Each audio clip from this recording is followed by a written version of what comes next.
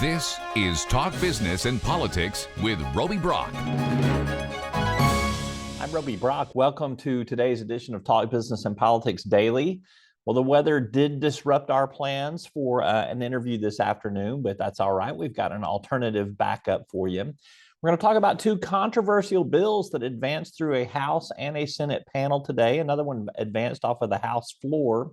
And a little bit later in the show, we're going to take you through a little bit of analysis of the 94th General Assembly in terms of its makeup and where some of those bills have landed so far.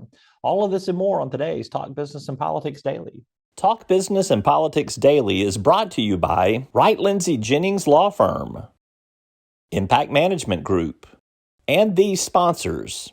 We proudly deliver reliable, affordable, responsible power across Arkansas. But demand for electricity is strained by the elimination of sources we need for always-on reliability. And adding intermittents like wind and solar cannot replace workhorses like coal and natural gas that we all count on. Power must be balanced for your needs and our mission. Reliable, affordable, responsible. We're the Electric Cooperatives of Arkansas. Connection. It's the heart of what we do. It's why we work to better the communities where we live and work. It's why we're expanding to get people connected and create digital equity programs that support affordable internet and digital literacy. We're leaders for positive change. From the way we empower our people, clients, and communities to the way we care for our planet. We live our values every day. We're Cox Communications, and we're pleased to connect with you. Together we can create an Arkansas that places children and families at the very top of the agenda. We can create the type of Arkansas that we have always imagined. Arkansas Advocates as an organization is the glue that can put all those families' voices together.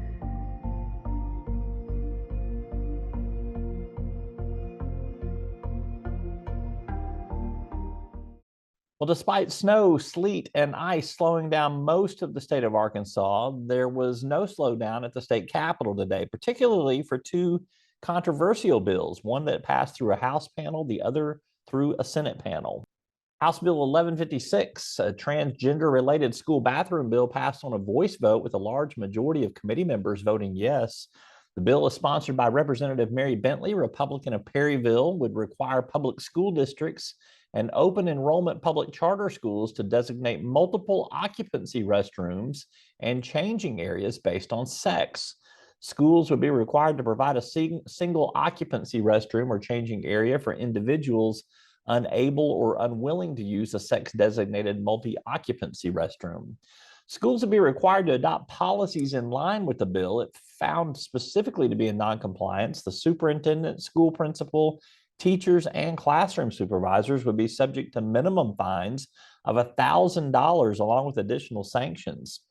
On the Senate end of the Capitol, the Senate State Agencies Committee took up Senate Bill 71 by Senator Dan Sullivan, Republican of Jonesboro. The measure says the state shall not discriminate against or grant preferential treatment to an individual or group on the basis of race, gender, color, ethnicity, or national origin in matters of state employment, public education, or state procurement.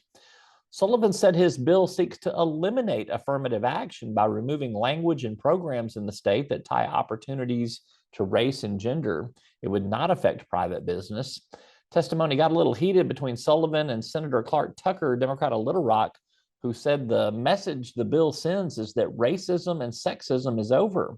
Sullivan's bill passed on a voice vote will be heard by the full Senate later this week.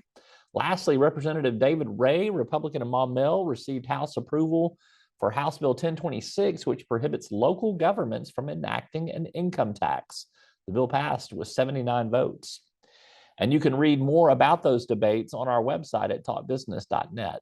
When we return, how well do you know your state legislature? We'll analyze some facts with Misty Orpin from Common Ground, Arkansas, right after this. Talk Business and Politics Daily is brought to you by Wright Lindsey Jennings Law Firm, Capital Advisors Group, and these sponsors. One of the things that I really liked about UAMS College of Health Professions is that they set me up for success. I chose UAMS because I felt like it was a great place to work. My grandmother was diagnosed at UAMS for multiple myeloma, and I felt like it would be a great way to pay back the place that helped my grandmother so much. And that's why I went in the healthcare field in the first place, is to help someone just like they've helped my grandmother.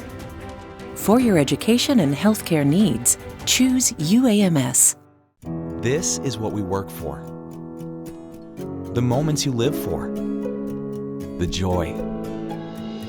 The heart. The wonder. At Entergy, we're dedicated to powering each moment. Today and for future generations.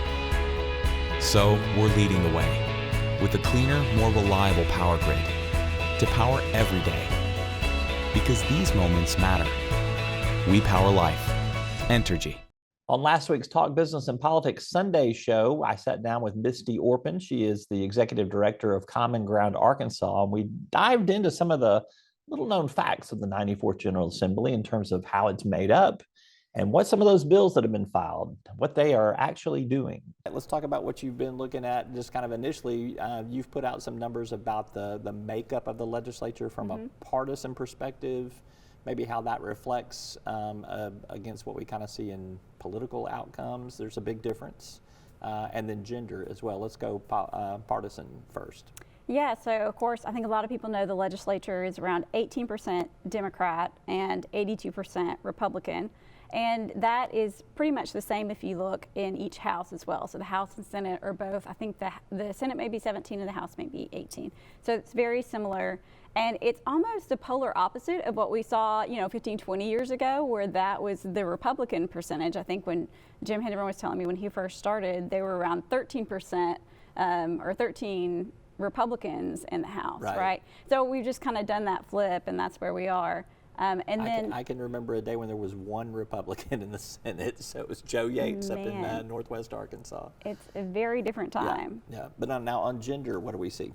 Yeah, so on gender, let me pull up some numbers so I don't tell you wrong, but it's about a quarter of the legislature is female, so just under that, 23% of the legislature are women representatives or senators, and there's a big difference between the House and the Senate on that, okay? So 26% of the House is female, but just 14% of the Senate is female.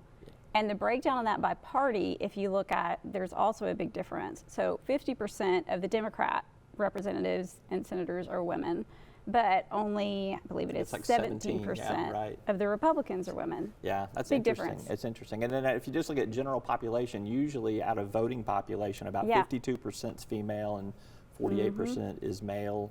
So you just do not see that kind of same reflection in there. You don't, especially within the parties. And I need to do some more research to see, is that because women just they don't run as often? Are they less successful when they do run? It'll be interesting research. It feels like there's more Republican women, though, than the percentage numbers would indicate. It's changing, I think. Yeah. All right, so another thing that you've looked at is the type of bills that have been filed. And I think one of the things that's interesting to me, hats off to my guest on Capitol View this week, Senator Jonathan Dismay. They're moving some appropriations bills through the legislature. They are. Yeah. And then there's just a lot narrower funnel, if I can get that word out. That's a complicated one right there. When you start looking at other types of bills that are being filed.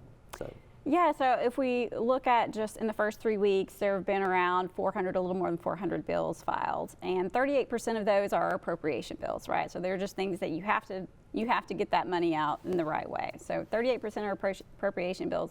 But then if you look at below that, how many of, what are the highest numbers of bills? Government or regulation of business, so that is the highest one, number of bills that have been filed. And then we go into healthcare, a lot of retirement bills. And the reason for that is because you probably know they changed some of the rules for fiscal impact statements, and those bills now have to be filed at the beginning of session. So that's why we're seeing so many of those dumped already instead of later, because they just have to be done now. And you can catch more of that interview at talkbusiness.net. Now, tomorrow we'll be joined by Representative Jimmy Gazaway, Republican of Paragould. He's one of the architects of the big Truth in Sentencing reform bill that will be coming in an omnibus fashion sometime in the next couple of weeks. We don't know when. Hopefully, he'll be able to shed some light with us on that. Hope you'll tune in tomorrow to another edition of Talk Business and Politics Daily. I'm Roby Brock. Stay warm, stay safe. We'll see you tomorrow.